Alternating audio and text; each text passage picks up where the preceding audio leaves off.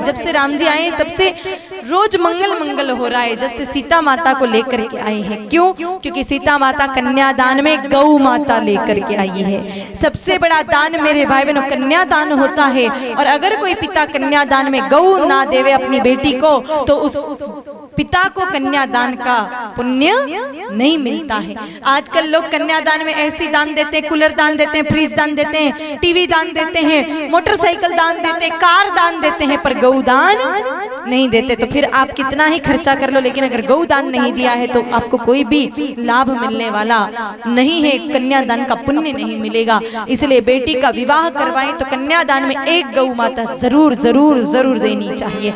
सामने वाला मना कर दे तो मेरे भाई बहनों समझाओ उसको कि कन्यादान हमें जब तक गौ माता नहीं देंगे तब तक बेटी की शादी नहीं करवाएंगे, और अगर फिर भी न माने तो ऐसे दुष्टों से रिश्ता ही तोड़ दो। बेटी को कोई और अच्छा रिश्ता मिल जाएगा जो कन्यादान में गौ स्वीकार न करे। ऐसे पापियों से रिश्ता रख करके भी क्या करेंगे आप?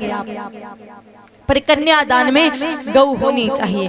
पहले तो देते ही थे, पहले जमाने में हर पिता अपनी बेटी को गौ माता देता था कन्यादान में। आजकल नहीं देते। आजकल बेटियां भी थोड़ी ज्यादा पढ़ लिख ली हैं, इसीलिए पिताजी देना चाहे तो बेटा जी लेना नहीं चाहते हैं। और कुछ कुछ बेटियां तो थोड़ी ज्यादा ही पढ़ लिख ली तो वो कहती हैं कि पिताजी गौ माता देनी है तो एक काम करो चांदी की बना के दे दो। पंडित जी अगर गौ दान के लिए बोल रहे हैं तो चांदी की दे दो ना, दिक्कत क्या है? तो जिन बेटियों की चांदी की गौ माता से काम चल सकता है, जीवन निकल सकता है, वो अपना फिर बिंद भी चांदी का ही ढूंढ लो। फिर वो बिंद असली क्यों चाहिए? नाटक ही करना है तो आधा अधूरा क्यों? फिर तो पूरा ही करो।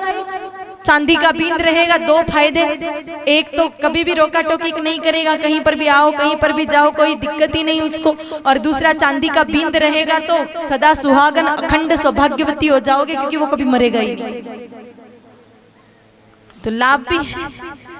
अब बिंद असली चाहिए तो गाय माता भी असली होनी चाहिए, चांदी वाली से काम नहीं चलेगा। तो बहुत सारी गौ माताएं लेकर के सीता माता आए थे, इसलिए वहां पर सर्वत्र आनंद था, सर्वत्र मौज थी मेरे भाई बहनों। किसी BS मीडिया चैनल को सब्सक्राइब करें एवं नोटिफिकेशन ऑन करें ताकि आने वाले हर धार्मिक वीडियो का आप लाभ उठा सकें।